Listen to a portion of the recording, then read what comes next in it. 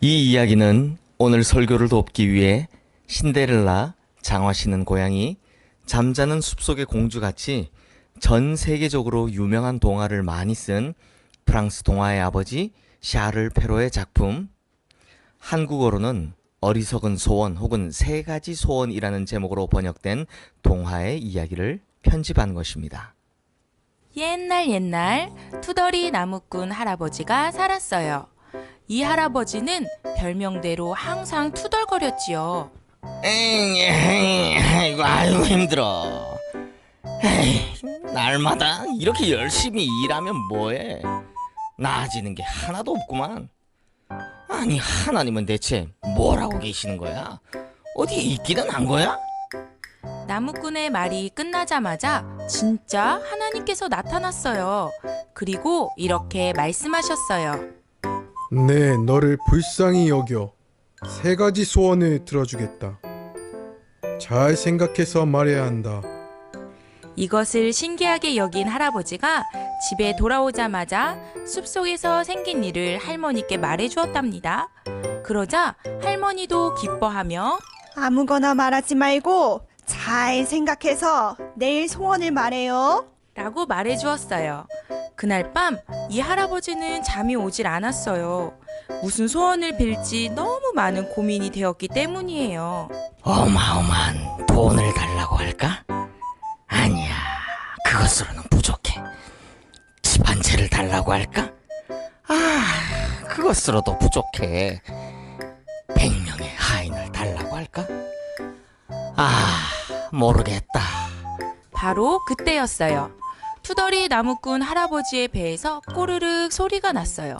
너무 많은 생각을 하느라 배가 고팠던 거죠. 그때 할아버지가 이렇게 말했어요. 배고파. 맛있는 소시지가 있었으면 좋겠군. 말이 끝나자마자 하늘에서 소세지가 후두둑 떨어지기 시작했어요.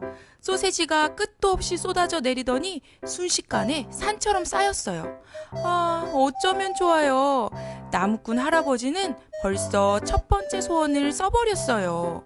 요란한 소리에 잠이 깬 할머니는 소시지 더미를 보고 화가 많이 났어요. 보석도 황금도 화려한 옷도 아닌 소세지라니?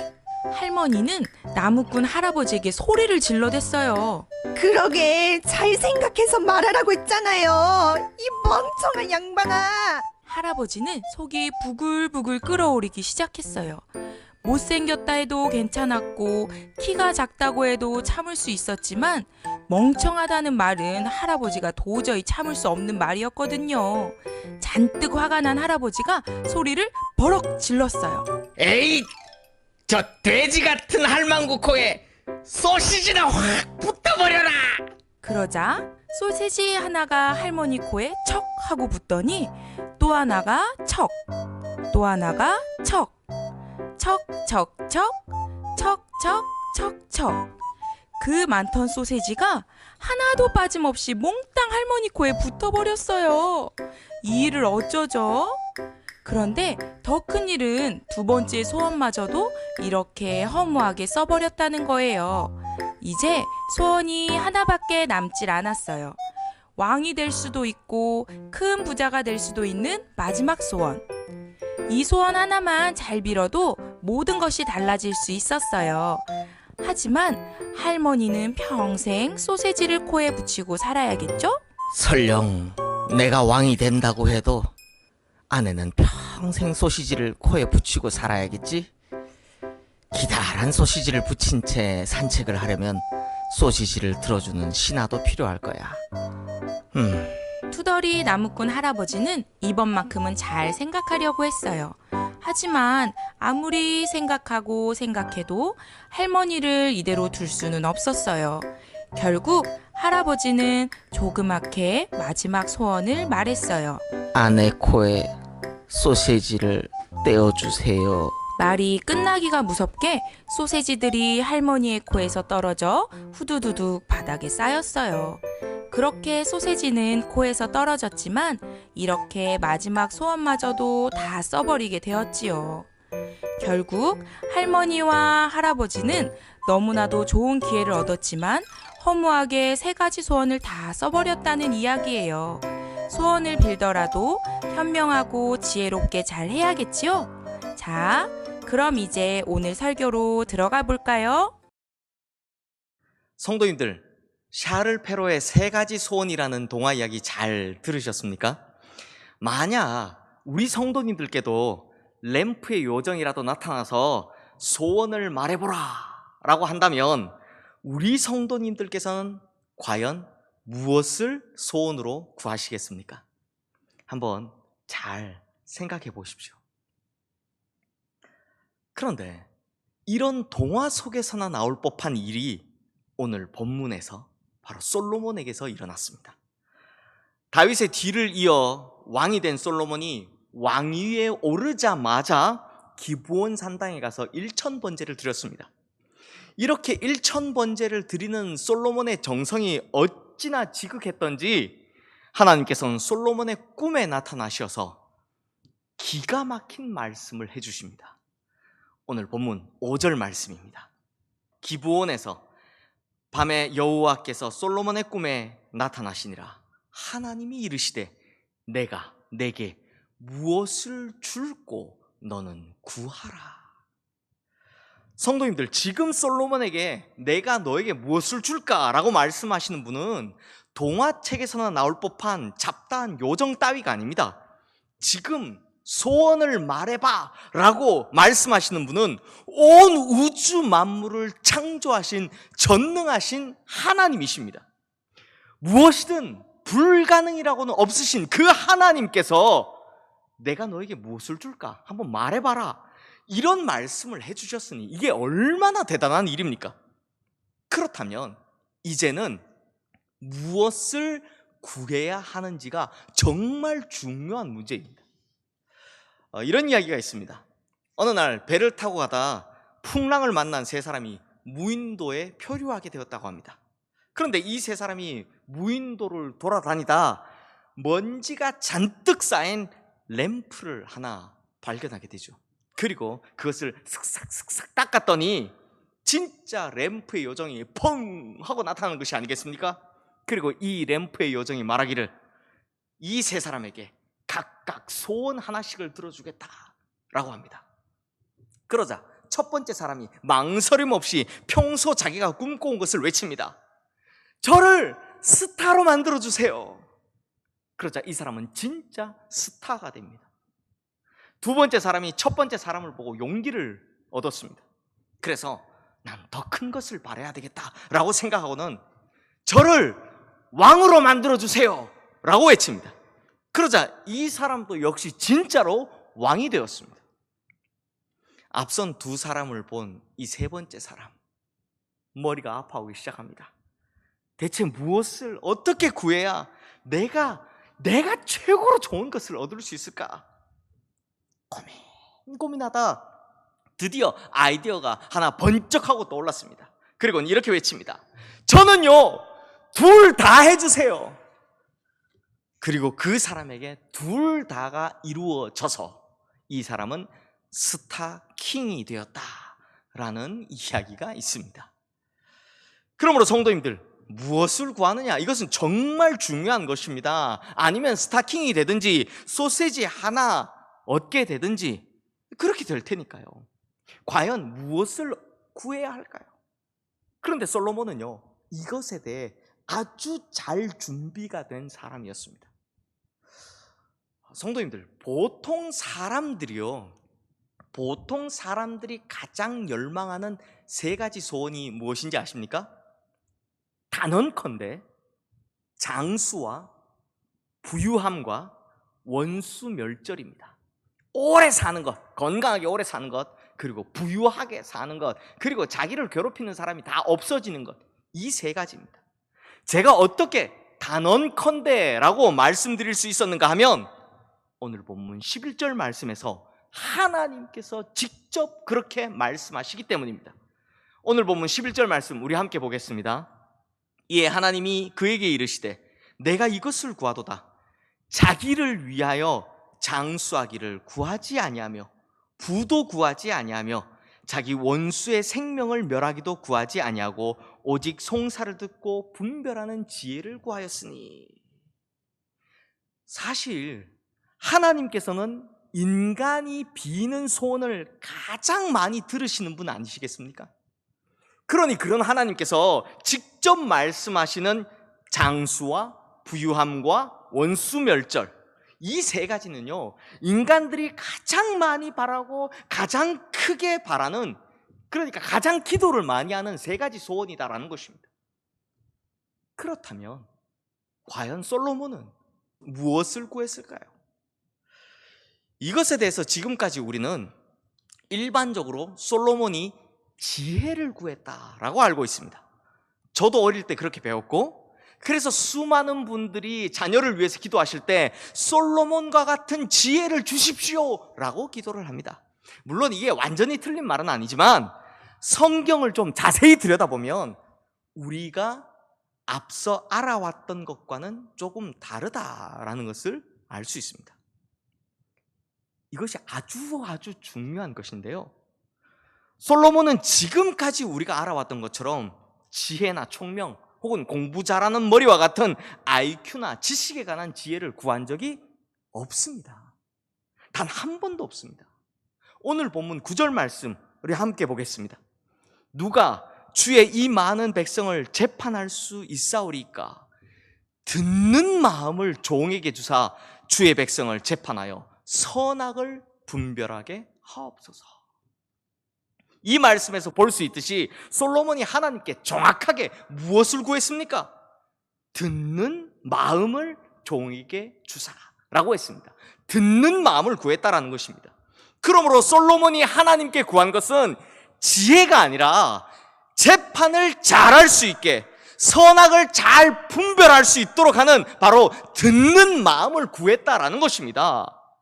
실제로 히브리어 원전에도 보면요, 듣다라는 뜻의 샤마와 마음이라는 뜻의 레브, 이 두 단어를 붙여서 듣는 마음이라고 정확하게 기록되어 있는 것을 볼 수 있습니다. 아니, 그런데 그러면 왜 지금까지 이것들을 다 지혜라고 알고 있었을까요?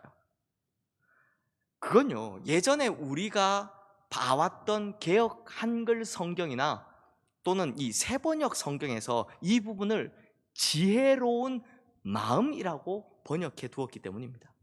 그나마 이 두 버전은 마음이라도 맞췄는데요, 공동번역 성경, 우리가 예전에 천주교하고 같이 번역했던 이 공동번역 성경에선 명석한 머리라고 아예 잘못 번역을 해두었습니다. 그러다 보니 어느 순간부터 솔로몬이 하나님께 구하고 받은 것이 지혜로운 머리, 명석한 머리, 총명한 머리, 이렇게 잘못 알려지게 된 것이죠. 하지만 영어 성경만 봐도 거의 모든 번역들이 understanding heart, discerning heart 혹은 mind 이렇게 번역이 되어 있습니다. heart, 마음이라는 거죠. 그러니까 지금 우리가 보는 개역 개정판 성경이 개정을 하면서요, 이 부분을 원어에 맞게 듣는 마음이라고 아주 정확하게 번역을 해준 것이죠. 그러니까 성도님들, 중요한 것은 솔로몬은 머리가 아니라 마음을 구했다라는 것입니다. 자신의 백성들을 잘 다스리기 위해서, 특히 재판하는 과정에서 공평하고 정의롭게 선과 악을 잘 구별할 수 있는 그 중심을 구했다라는 것입니다. 그러자 하나님께서 어떻게 반응하십니까? 오늘 본문 10절 말씀 한번 보십시오. 솔로몬이 이것을 구하며 그 말씀이 어떻게 했다고요? 주의 마음에 든지라. 하나님의 어디에 들었다고요? 바로 하나님의 마음에 들었다라는 것입니다. 그러니까 지금 솔로몬의 마음이 하나님의 마음에 쏙 들었다라는 것입니다. 즉 솔로몬의 마음과 하나님의 마음이 일치하였다라는 것입니다. 솔로몬의 중심과 하나님의 중심이 통하였다, 하나가 되었다, 같았다라는 것입니다. 그래서 오늘 본문 12절 말씀에 보면 하나님께서 솔로몬에게 지혜롭고 총명한 마음을 주겠다라고 하시는 것을 볼 수 있습니다. 사랑하는 성도님들, 그러니까 오늘 본문이 우리에게 무엇을 알려줍니까? 바로 응답의 비결입니다.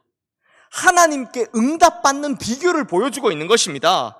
그렇다면 솔로몬이 우리에게 보여주고 있는 응답의 비결이 무엇입니까? 우리의 마음과 하나님의 마음이 일치가 될 때, 나의 중심과 하나님의 중심이 하나가 될 때 그 간구와 기도는 응답된다라는 것을 보여주고 있다, 가르쳐주고 있다라는 것입니다. 이것이 바로 하나님의 마음에 합한 자가 받는 기도의 응답인 것입니다.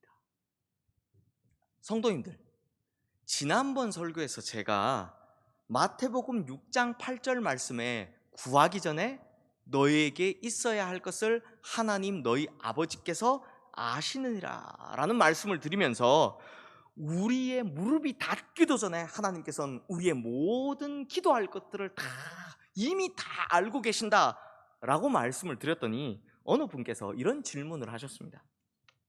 목사님, 어떤 목사님들은 기도를 꼼꼼히 하라고, 아주 자세히 하라고, 미주알 고주알 하나님께 다 아뢰라고 하시는 분이 계신 반면 목사님처럼 우리가 기도할 것을 이미 하나님께서 다 알고 계신다라고 하시는 분도 계십니다. 그러면 우리가 어떻게 기도해야 합니까? 라는 질문을 하셨습니다. 참 좋은 질문이죠. 사실 한국 교회가요, 어느 순간부터 기도에 대한 고민을 하질 않습니다. 한국 교회가 한때는 기도에 불이 활활 타올랐지만 지금은 문제가 생기면 기도하기보다는 토론하기를 좋아합니다. 신앙생활에서도 기도하기보다는 열심히 봉사하거나 친교하기를 좋아합니다. 특히 코로나 시대에 살고 있는 지금 우리에게는 기도가 회복되어야 함이 필수임에도 불구하고 우리는 여전히 기도 외에 다른 일들을 더 중요하게 생각하고 있습니다.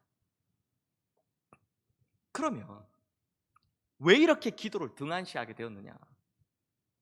순전히 제 생각이지만 기도에 대한 잘못된 인식 때문인 것 같습니다. 많은 사람들이 기도를 어떻게 생각하느냐? 사실 기도는요, 하나님과의 인격적인 교제임에도 불구하고 기도를 자신의 필요를 채우기 위한 수단으로 변질시켜 버렸습니다. 그러니 평상시에는 기도하지 않다가 자신에게 결핍이 생기고 자신에게 필요가 생기면 그때서야 주여 믿습니다, 이걸 해주셔야 합니다, 구체적으로 이건 몇 시까지 이렇게 해주시고 이건 이렇게 이루어주시고 저건 저렇게 이루어주십시오 라고 기도하기 시작한다는 것입니다. 그러니 기도가 나의 필요를 채우기 위한 수단으로 전락해버리니 그 필요를 채우기 위해 열심히 기도했지만 실상은 그 필요가 채워지지 않기 때문에, 즉 응답이 오지 않았기 때문에, 응답받지 못했기 때문에 더 이상 기도할 필요를 느끼지 못하게 되는 것이죠. 성도님들, 이런 사람들의 기도에는 두 가지 패턴이 있습니다. 첫 번째는요, 믿음 때문에 라는 기도 패턴입니다. 하나님이 약속하지 않으셨습니까? 하나님이 약속하셨고 내가 믿으면 하나님께서 다 이루어 주신다고 하지 않으셨습니까? 이러면서 열심히 기도를 합니다. 그런데 문제는 아무 일도 안 일어난다는 것입니다. 그러면 어떤 결론을 내리는가? 차마 하나님을 부정하기는 힘들기 때문에 결국 자신에게 믿음이 없다라고 결론을 내립니다. 자책을 하죠. 하나님께서는 이렇게 약속하셨고 믿으면 그렇게 해주신다고 했는데, 그래서 내가 믿고 이렇게 기도했는데 아무것도 응답을 받지 못했으니까 결국 내가 믿음이 없구나, 나에게 믿음이 없구나 라고 스스로 자책하고 마는 것입니다. 하지만 성도님들, 이것은 기복신앙일 뿐입니다. 삶의 주체가 하나님이 아니라 자기가 주체이기 때문에 자신의 필요, 자신의 결핍을 채우기 위한 수단으로 기도를 생각했기 때문입니다. 그러니 자기를 탓하죠. 왜요? 삶의 주체가 자기이기 때문입니다. 두 번째는요, 주님 때문에 라는 기도 패턴입니다. 이것은 위의 것과 극단적인 반대의 경우죠. 이런 분들은 기도할 때 어떻게 하는가 하면 하나님의 뜻이라면 하나님의 뜻대로 하시옵소서 라고 기도를 합니다.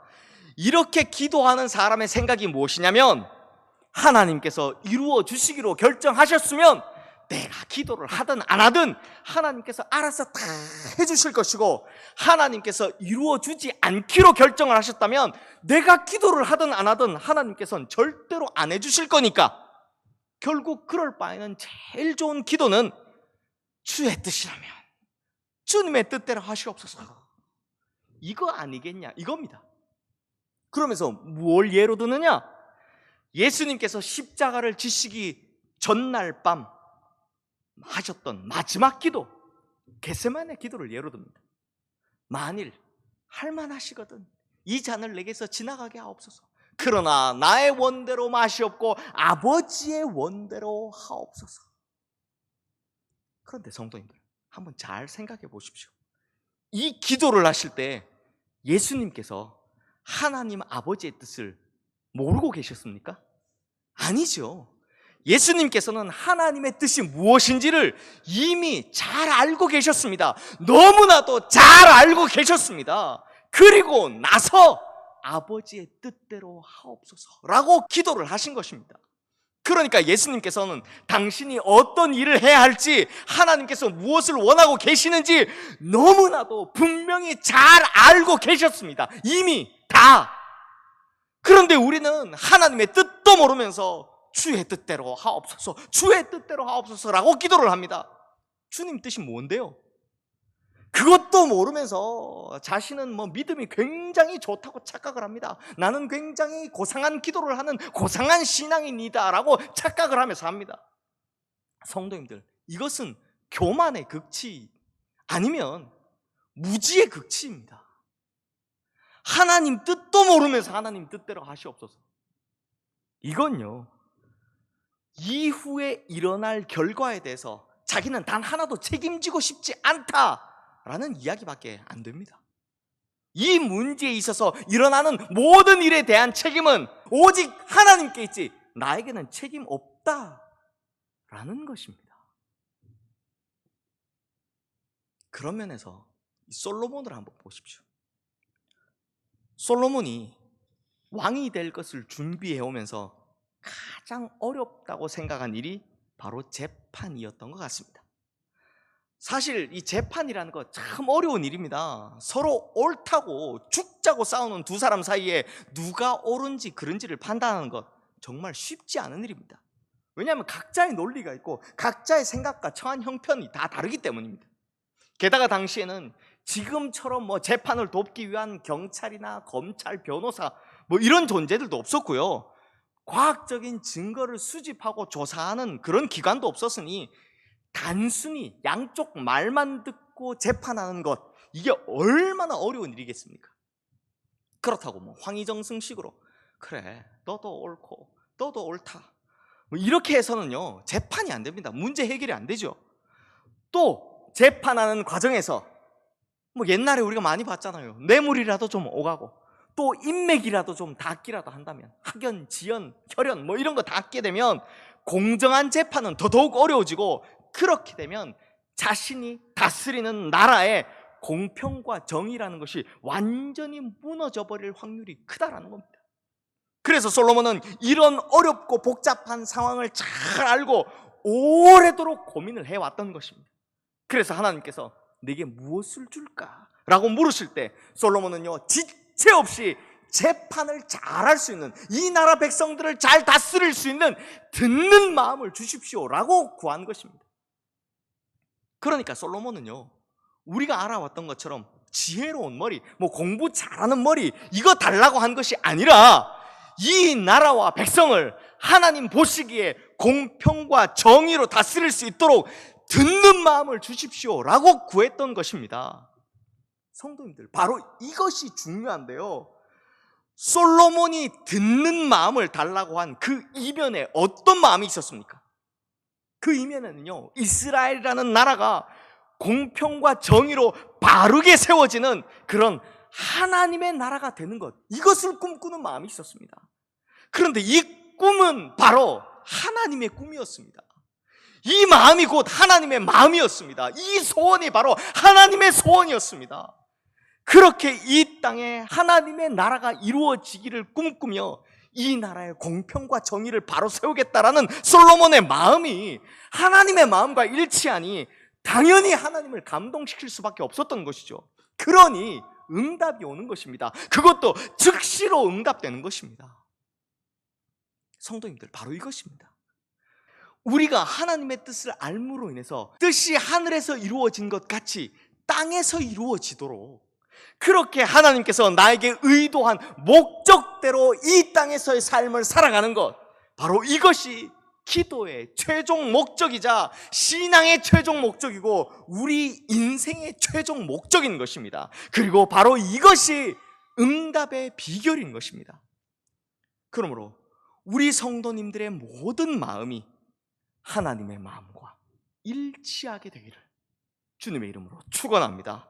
그래서 우리 성도님들 모두가 하나님 마음에 합한 자, 하나님 마음을 감동시키는 자라 일컬음 받게 되기를 주님의 이름으로 축원합니다. 그리하여 우리 성도님들의 모든 삶의 발자취와 기도가 하늘에서 이루어진 것 같이 이 땅에서도 이루어질 수 있도록 하나님의 뜻과 하나님의 마음을 실현시키는 것에 그 초점을 맞춤으로 모든 기도와 간구가 다 응답받고 다 응답되는 놀라운 역사 속에서 살아가게 되시기를 주님의 이름으로 축원합니다. 그런데 성도님들, 사실상 성경에서 솔로몬의 평가가 그리 좋지 않죠. 그러면 이렇게 출발이 좋았던 솔로몬이 대체 왜 그렇게 될 수밖에 없었는지, 그것은 다음 주 설교를 통해 이어가도록 하겠습니다. 기도하겠습니다.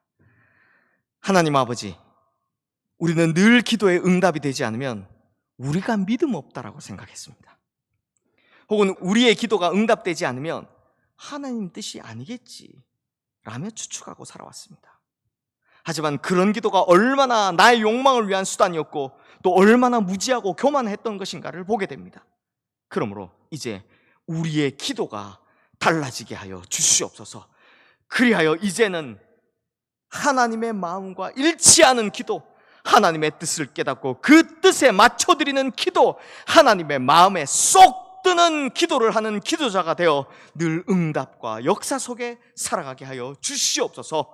주님의 마음과 뜻에 합당한 우리의 기도에는 반드시 응답해 주시는 우리 주 예수 그리스도의 이름으로 기도드리옵나이다. 아멘.